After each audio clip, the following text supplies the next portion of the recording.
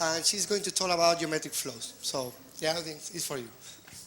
Thanks for the invitation. My lecture is going to be in English, so if I'm going too fast or too slow, you can stop me and ask questions any time.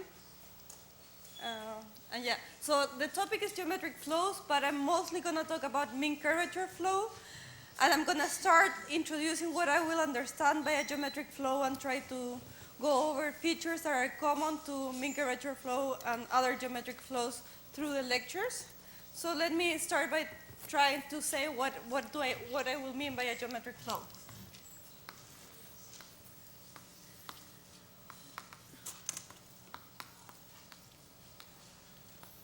So when I was preparing the lectures, I was trying to find a good definition for a geometric flow.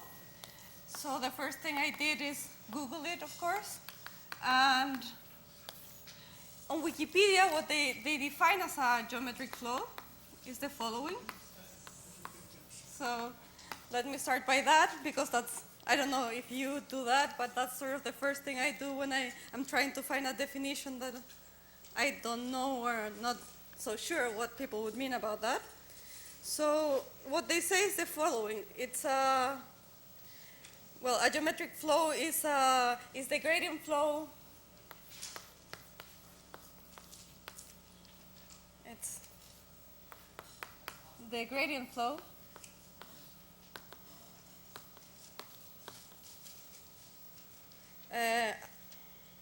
associated to a functional on a manifold.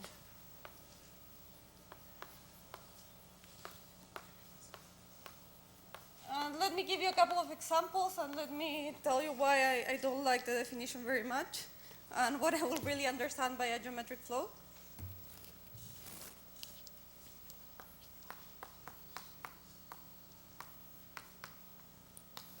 So the first one, so take the area functional. So N is a submanifold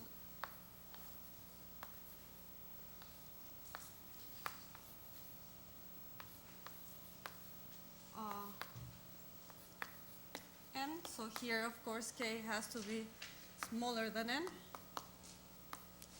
Let me write it like that.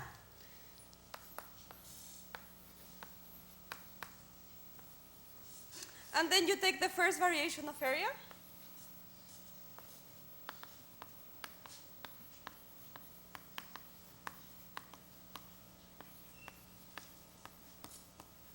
What you get here is let me write it like this. So this is the area of some variation of this, and you compute it at time 0. And what you get here is the integral of the mean curvature vector times the variation on N. So what this means is if you want to decrease area in the fastest direction, you have to go in the direction of this, that is the mean curvature vector.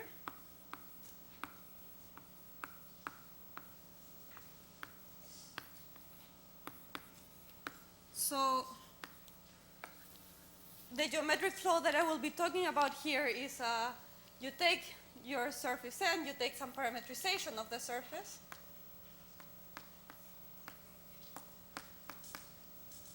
So let me write it like this. So x of t is a function that goes from N cross 0 some t to M.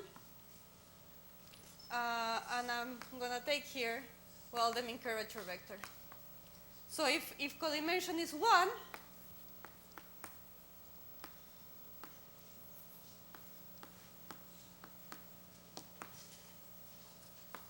then this means that what you're taking here is something that goes on the normal direction with the speed of the mean curvature. So this is the fastest way of decreasing area of this N. I will give you specific examples of this in a minute. So this is what I will understand as mean curvature flow. So this is mean curvature flow.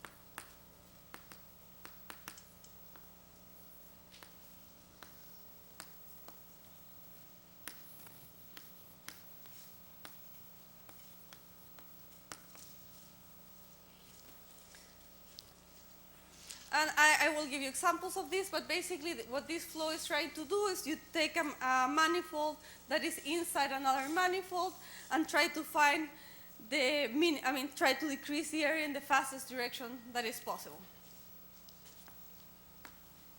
Let me give you another example of geometric flow. Suppose that you have, again, a manifold M and a metric G.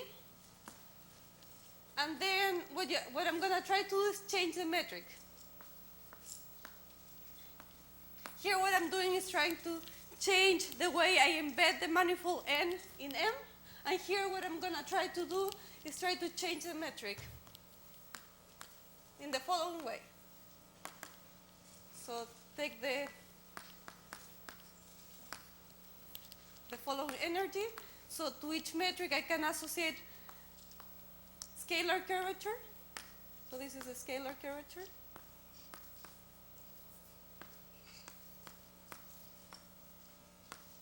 And if I change the metric, I would change the scalar curvature. So I'm trying to change the metric in the way that this decreases the fastest possible. So I'm going to take a variation of the metric. I'm going to think that the metric depends on t.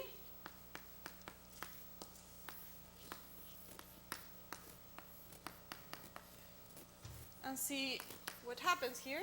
And what you get here is something that is the Ricci curvature associated to the metric, but you get an extra term here that I never remember, something that has to do with scalar curvature.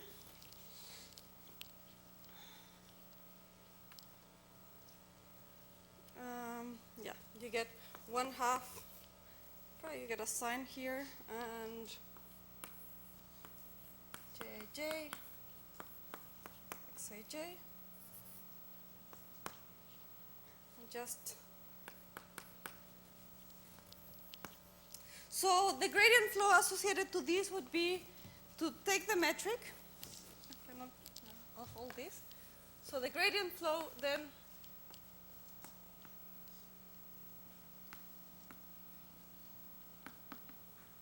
would be take the metric, and then you get the Ricci curvature. I just will multiply by 2 plus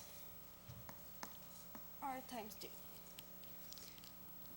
So the gradient flow of that would be that, and according to that definition, that would be a good geometric flow. Let me give you some differences between these two, and why this, I'm not going to think about this as a geometric flow, although technically it may be. Well, if you remove that, if you're a little familiar with the field, this is what is called the Ricci flow, and it was used to prove the geometrization conjecture. And once I heard Hamilton saying that he actually chose the Ricci flow to be that because this equation, as you see it here, doesn't have a good structure as a differential equation. In contrast to that one here, that actually does have a very good structure as a differential equation. So what Hamilton said in that occasion is that he just removed this term and see what happens. Okay? So in general, I'm going to think about a geometric flow as something that is a geometric equation, that the quantities involved are geometric, and hopefully that it has a good structure as a differential equation, because I want to try to use that to prove estimates. So we're going to assume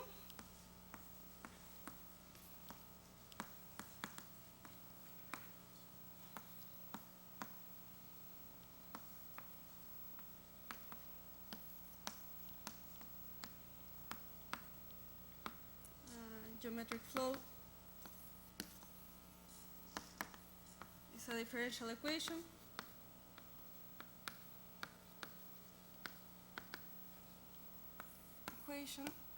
that involves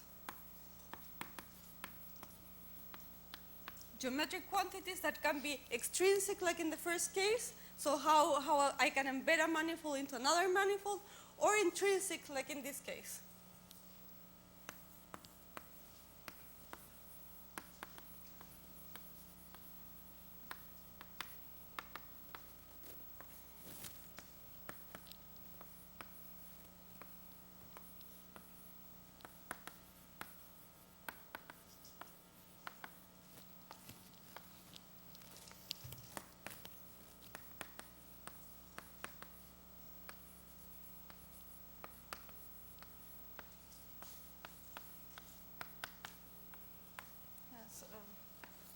change here.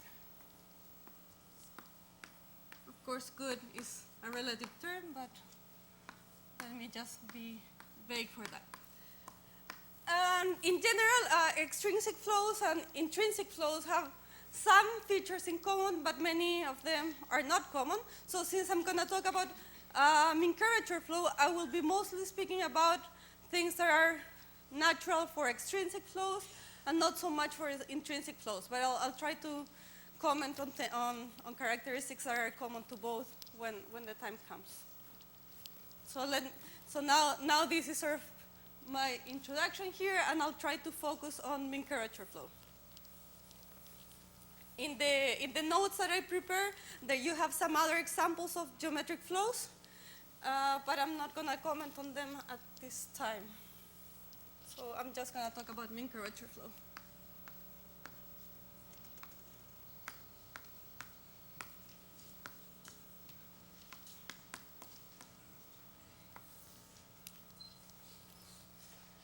So one important thing is that you can set everything up for codimension big or not, but when the codimension is more than one, usually the equation is more degenerate. So I'm going to assume through the lectures, because it's a basic lecture series, that the codimension is 1. So my dimension is always going to be n.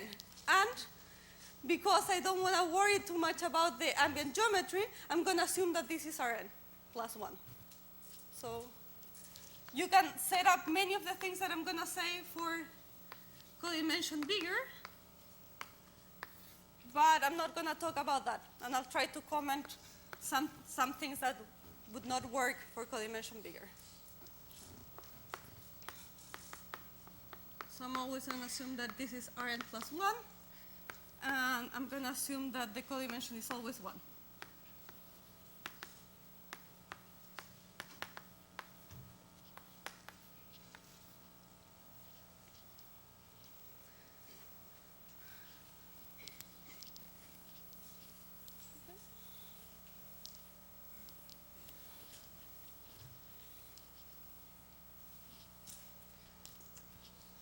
So the first thing is I want to write a little bit what the equation is again. So I'm going to have an embedding.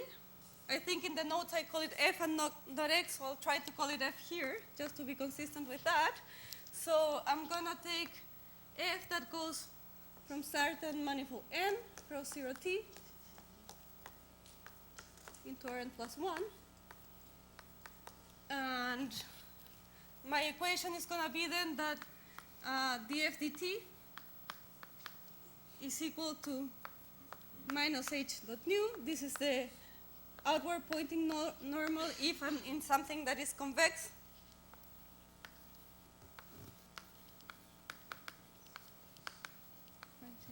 Pointing.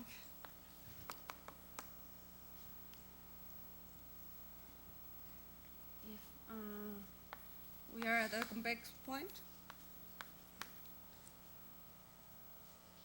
Normal.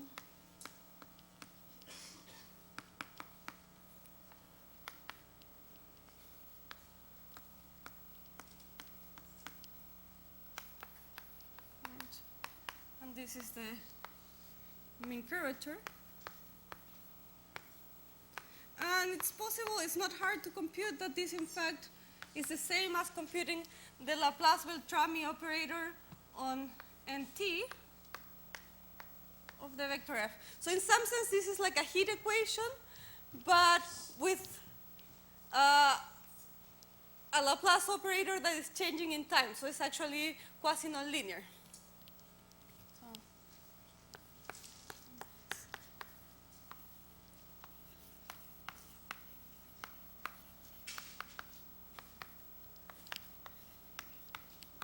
In some sense. So the features that, if you're familiar with a little bit with partial differential equations, this should have in some sense the features that a parabolic equation has. Maybe I can stop for a minute and give you a definition for the geometric quantities that I'm going to use. And I made a list so I won't forget about any of them.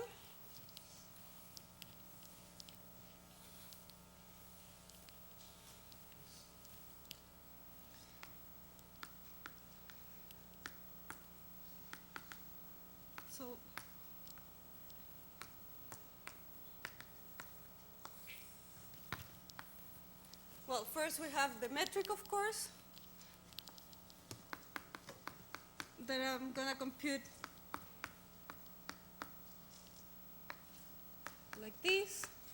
These are spatial derivatives.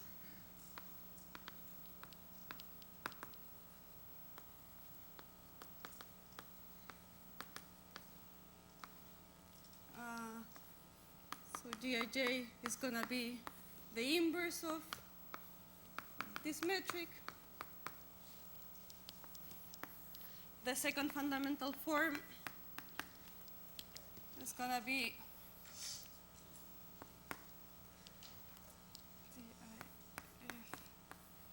Dij nu. And then the mean curvature is going to be the trace of that. So here I'm adding in the i's and the j's. So it's a trace of that. So this is what that means.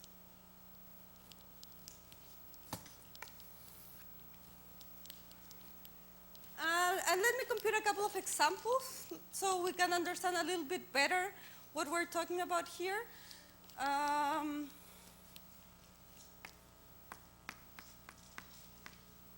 Let me start with the easiest example, maybe, something that sort of maybe everyone would know what it is. So let's suppose that we have a sphere.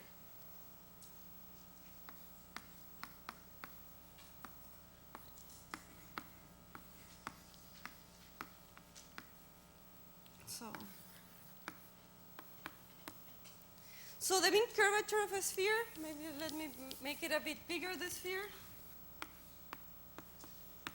The mean curvature of a sphere at every point is exactly the same. It's h is, it depends how you define, but I'm going to think that it's like that, so I'm not going to average, I'm just going to add them up, the eigenvalues. And then the speed at every point of this sphere is exactly the same, right? So what I'm doing here is I'm moving every point with a speed that goes inwards that is exactly equal to that. So all points are moving exactly at the same speed here, right? So what I would expect here is that as time goes by, I would just get another sphere that is smaller, right? Because all points are moving at the same speed. So I'm going to assume that I have a solution of this that is exactly a sphere for every time, and try to see what happens. I'll try to find a solution like that.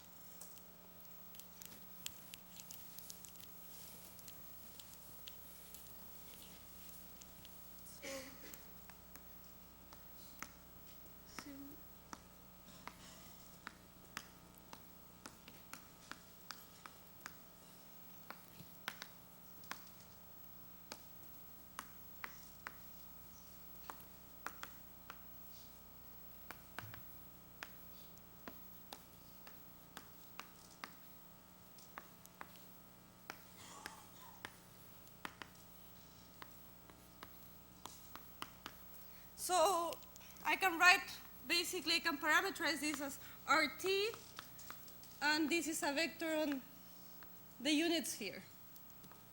Right? So this is what I'm calling f of t. If I take time derivatives of that, what I see is that the f dt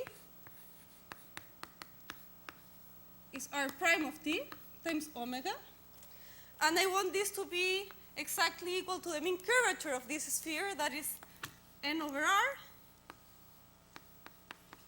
times the normal direction. But the normal direction on a sphere is exactly that, right? It's exactly this. So what this equation is telling me is that r prime of t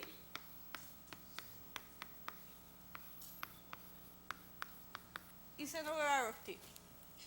And then this is something that I guess all of us can solve. And maybe this is kind of the only ODE that I can solve. And then what I see is that r squared of t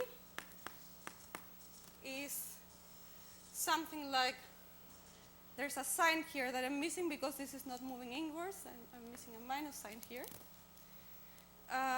It's so r squared at 0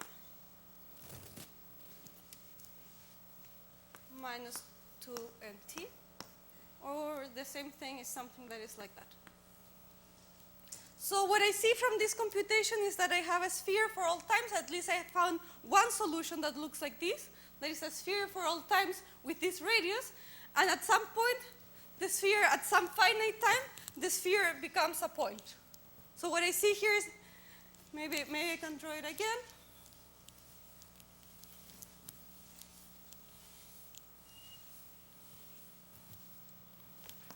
So I have a sphere, and then it becomes a smaller sphere, and then eventually it becomes 1 point, and I can tell you exactly at what time that happens. This is at time r squared 0 over 2n. Okay? So I can find a solution for some time, not for all times, and what this is doing is converging to a point. So let me give you 2 more examples, maybe 2.5. One of them I'm not going to compute anything.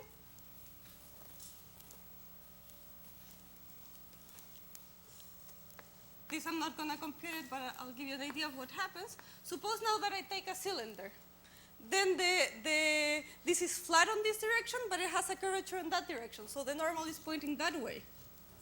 So if you reproduce that computation there, you can see that in time, what happens is that this becomes a smaller cylinder, and eventually, this infinite time, this converges to a line. Is that reasonable? Or it looks reasonable for everyone?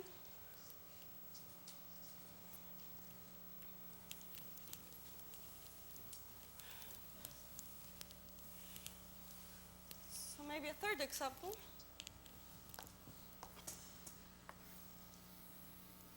So let me think about a curve on the plane, because I'm not very good at drawing something that is non-convex in more dimensions. But if you try to do the same exercise, you would see that this is moving here inside, but if you want a normal, a continuous normal vector field, here this is moving outside.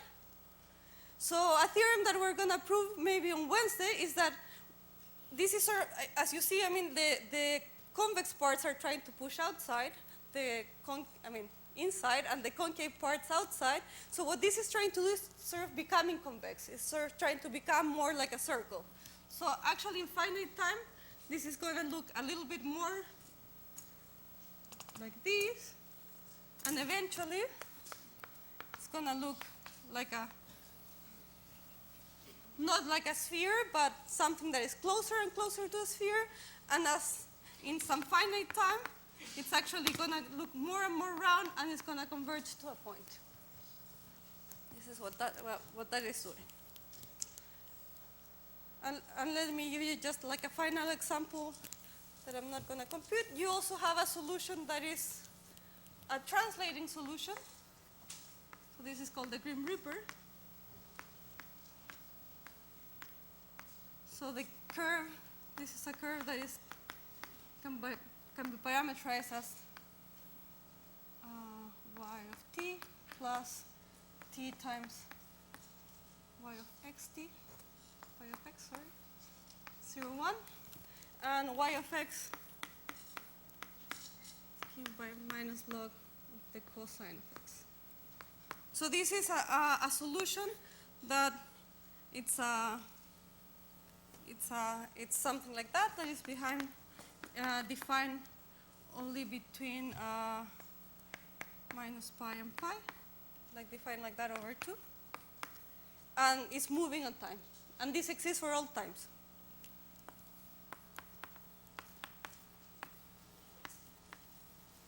So as you see, there are many different types of solutions. I can have finite time singularities, or I can have things that exist for all times, and things are trying to become sort of more round in some sense. This is sort of the idea of that. Are there any questions so far? So, the aim of my lecture, yeah. Sorry. Yeah. On your non-convex example, don't you end up with singularities at some point? That's a very, very good question. And Yes and no. In the case of curves that are embedded, no. You never have singularities, and that's what I'm going to prove on Wednesday. But in the case of higher dimensions, yes, you might end up with finite time singularities.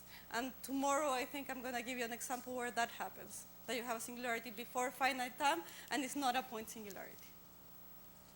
Okay. Any other questions? So the aim of the lecture today for me is to try to show you that at least I have existence for short time, or I give you some ideas of how you prove existence for short time. And the method that I'm going to use to prove existence is something that you can try to do for all extrinsic geometric flows at least. Also, it's an important, so in some sense, you see that because this is a geometric equation that when I reparameterize, I should be able to find a solution, and it's not clear from the method that I will show you that when I do that, I find the same solution or a different solution, just a reparameterization of the first solution, or it's a completely different solution.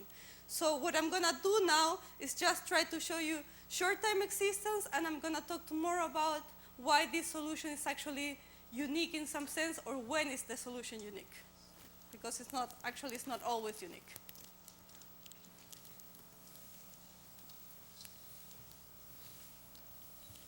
In the case of intrinsic geometric flows, there are always also some choices involved, and in some sense I'll try to make clear what is the choice that I'm making here and what kind of choice you have to make in the case of a intrinsic geometric flow that is slightly different.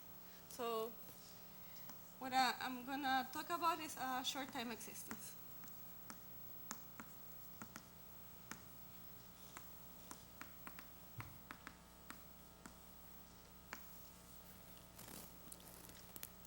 As I mentioned before, the fact that you can reparameterize sort of plays a role into all this thing. And if you actually look at this equation that I wrote here, in fact, well, that I guess in this case is fine, but in some cases that I'm going to give you as example later on, maybe it's not so, it's not so easy to compare the things that I see here if I, if I don't see the normal. So suppose that you have a solution. Suppose you have already something that is a solution to the equation.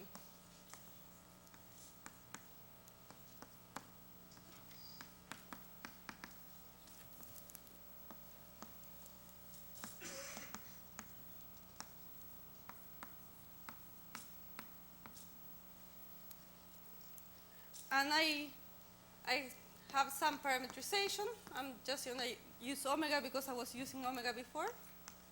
And I reparameterize this.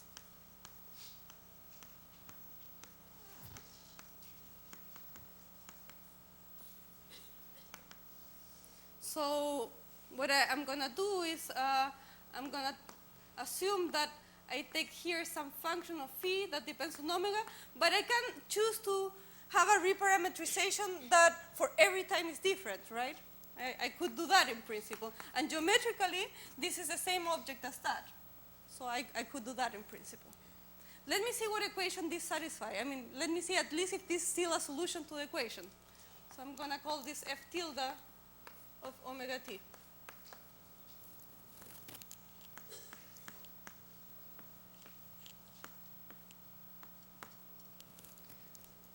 Okay, so when I do that, I see something that is the spatial derivatives of f, c phi t, plus df dt, but because this is a solution, I know that this is exactly that. The mean curvature doesn't change when I reparameterize, I just get the mean curvature at that point, and the normal also doesn't change. But this is not longer a solution to mean curvature flow because I have this that is good, but this term that is actually a tangential term that I didn't have before, right? This tangential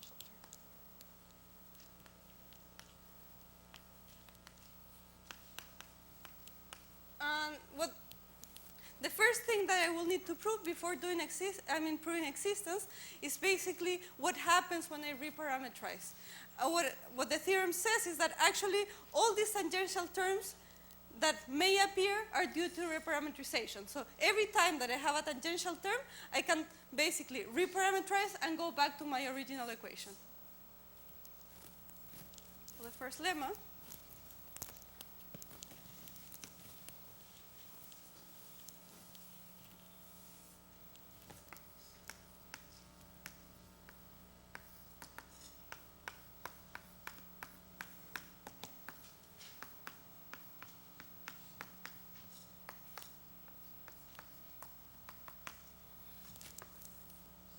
Satisfies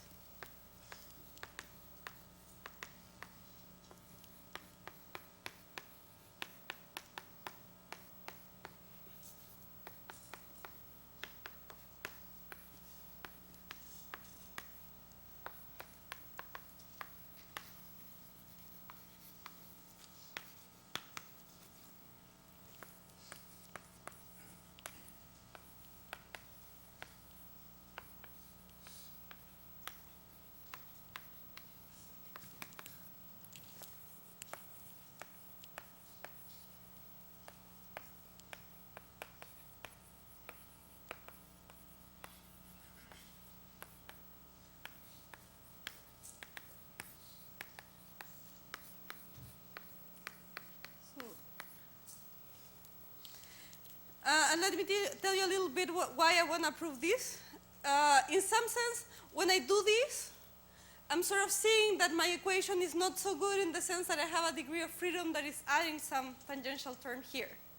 But it's not so bad in the sense that I can choose any parameterization that I want and then try to prove something that is a little bit more general and then go back to my original equation. The proof of this is very simple. It's just the computation that I did there, basically, but the other way around.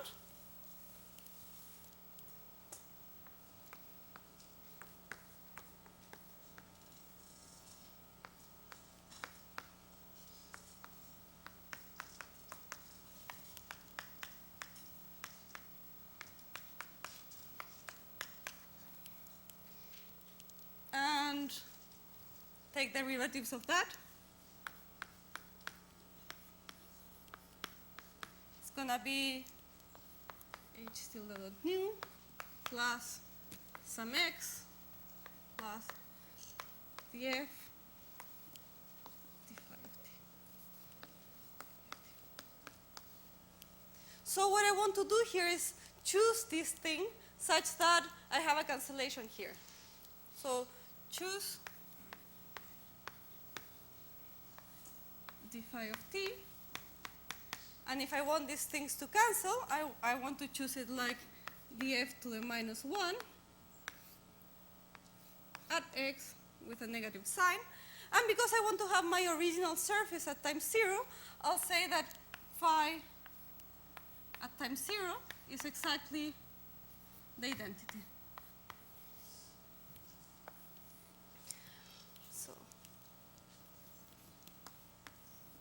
Let me be explicit about the point that I'm choosing there. That is that. So because I want to make explicit the fact that this side also depends on phi. But this is something that you can solve as long as this is reasonable enough. And that's a proof of that. So what's the point of that? As I was saying, that this is sort of gives me a degree of freedom, and I know that my degree of freedom basically is everything coming from parameterization. So what I will do is, instead of taking the equation that I have, I will multiply by the normal vector, and then what I see is that the normal direction of this, I want it to be that. Right? The only thing that I'm requiring for something to be a mean curvature flow solution is that the normal speed of that is equal to the mean curvature. So the mean curvature equation is equivalent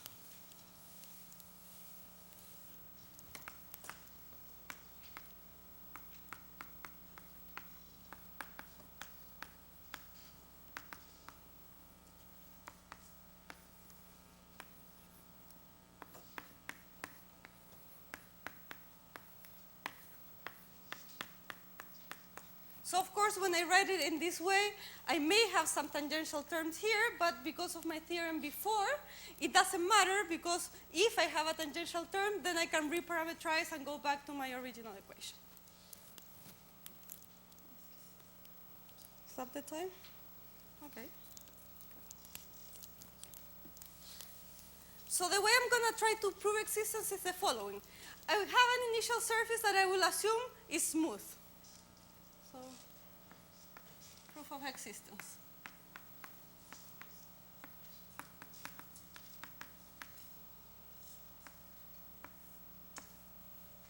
So we have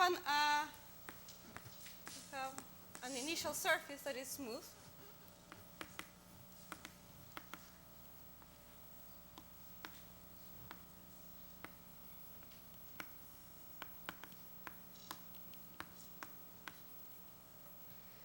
And I will try to find a solution that can be written as a graph over my initial surface. So all the solutions that I'm finding are things that can be written as a graph over my original surface.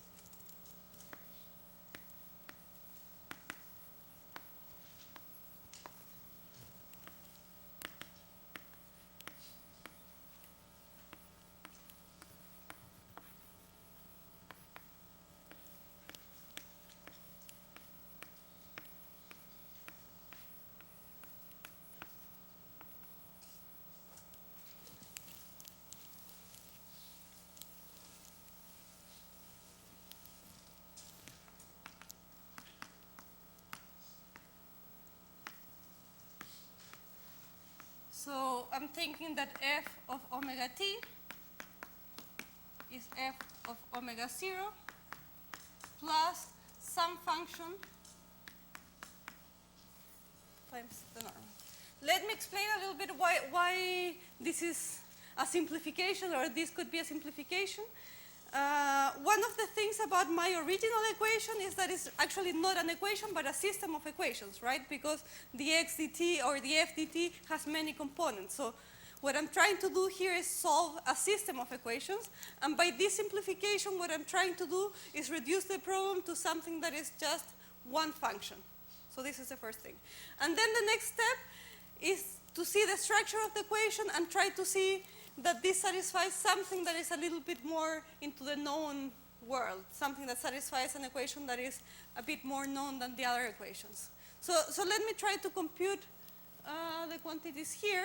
I was planning to compute everything. So let's try to see what equation, let's try to compute an equation for f.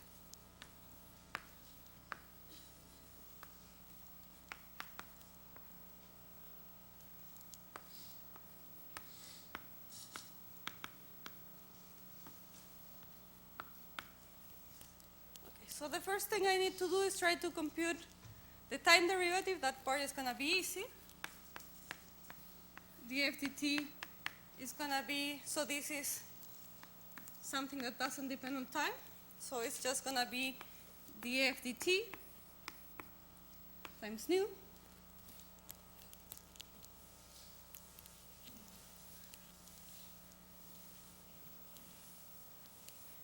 And to go back to my equation, I need to compute two more things. I need to compute, this is the, let me call it nu of 0, just to make a difference. I need to compute the nu of t, and I need to compute the mean curvature. To compute the mean curvature, I will need to compute the metric and the second fundamental form. So I need to compute derivatives of that. So I need to compute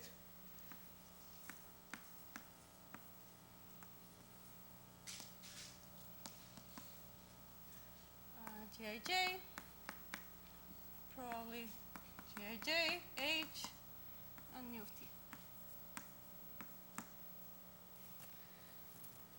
Well, to get that, I will most likely need to compute also that hij. So for the sake of time, I'm not gonna compute everything, and I'm just gonna copy what they are.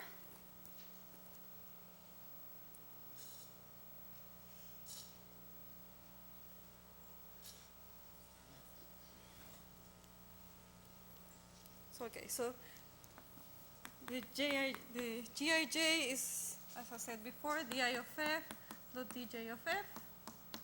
So you can just go back to that equation and try to compute.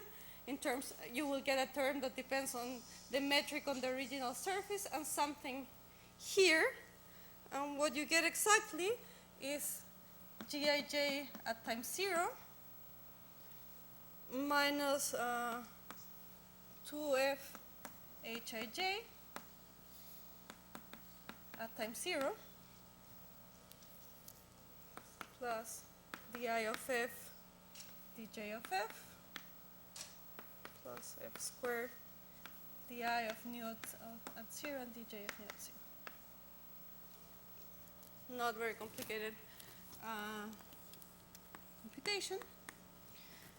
Nu of t is going to be, so in this computation I'm making an assumption, but you can compute that it's actually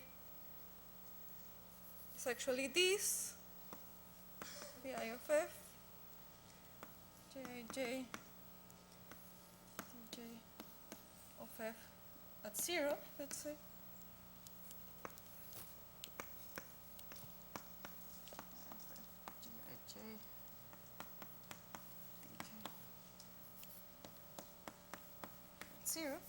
So what I'm assuming here is that if you see my f at time 0 has to be 0, and if everything is smooth enough, all the derivatives are 0 at time 0. So when time is 0, this part is 0, and I just get nu 0.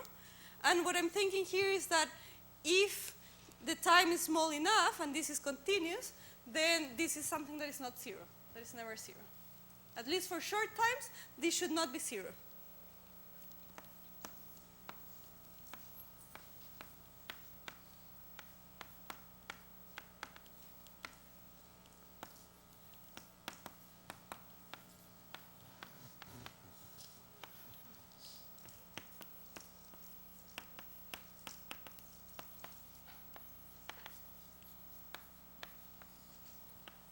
Time.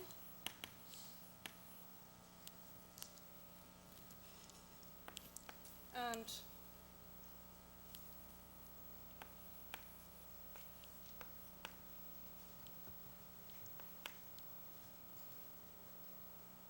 that's 0 is 0.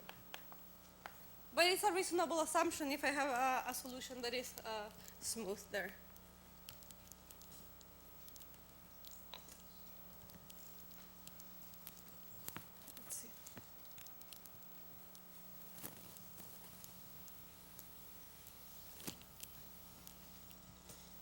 And I am still missing the mean curvature there.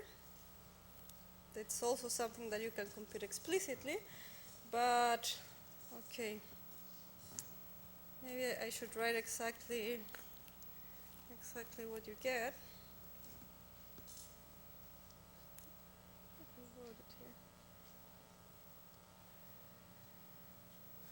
I guess I never computed explicitly here because I thought I would do it here.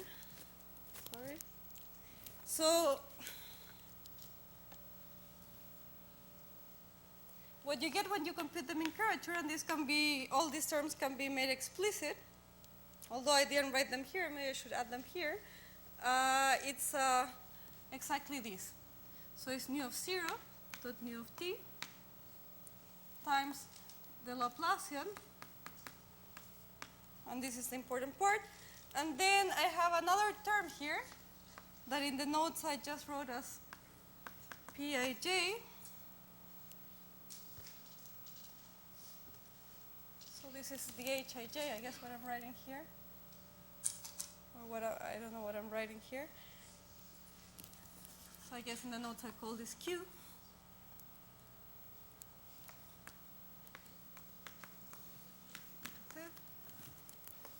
So all these things can be explicitly computed in terms of the original surface, that the capital F at time 0, and things of that form. So like the important thing is that the main term of that, the principal term of that, is going to come from that here. So what my equation says, if you look at the thing that I wrote there, is that df dt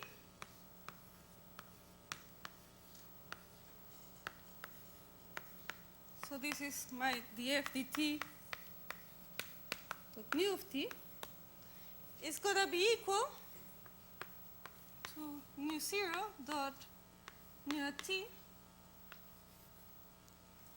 times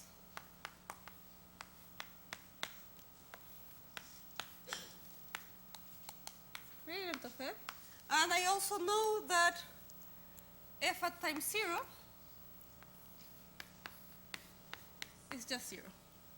So the system of equations that I'm going to try to solve is this system here. And now I can try to divide by that term. And here comes the assumption that I had before, that I want things to be smooth at time 0. So this is something that is close to 1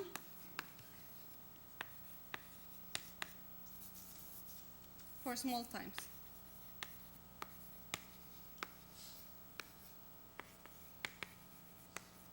So just let me remark one thing. I mean, this being close to 1 at small times is very reasonable, and it's very reasonable that I can make it uniform if I'm on something that is compact.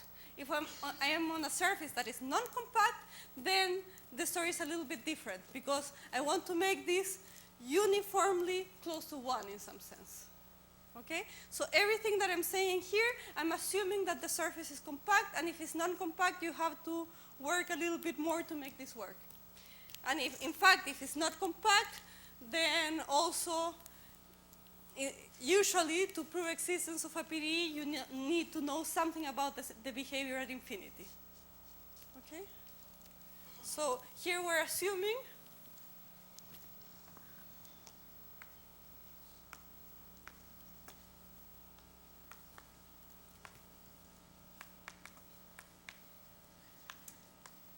so I guess this is another remark that is true for the rest, at least until Wednesday, that everything is compact. And the last day I'm going to try to talk a little bit about things that are non-compact, because you have things that happening there that are a little bit more strange than in the compact case. Okay, so I mean, I should be about to finish. But basically now I have an equation that is df dt minus Laplace. This is not g of t, this is, well, this is minus g of t on f equal to sum q omega f and f of omega 0 is 0. So this is a quasi-linear parabolic equation.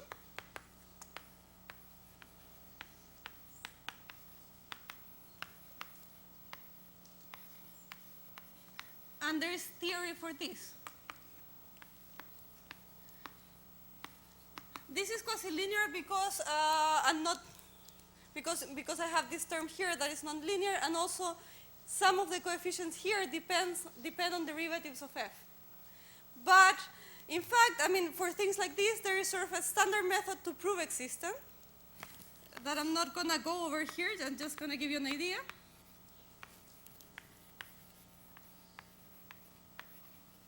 That goes as follows usually.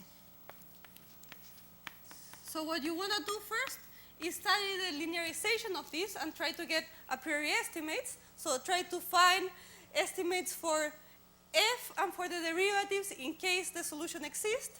And then you can use what is called the continuity method. So you at least know that if you're starting with something, I mean, you know that at least in some situations you have existence, like the case of the sphere, and then you try to see that because you know that in one case you have existence and the linear operator is something that you can invert, then you have solution for all times. So I'm not going to do the proof here, but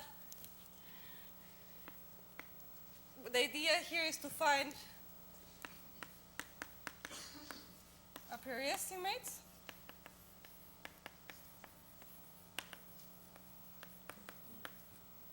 To study the linearized equation.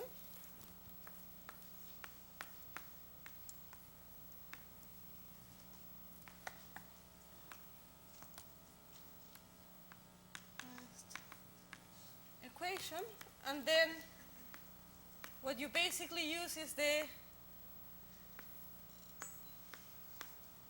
implicit function theorem. to prove existence.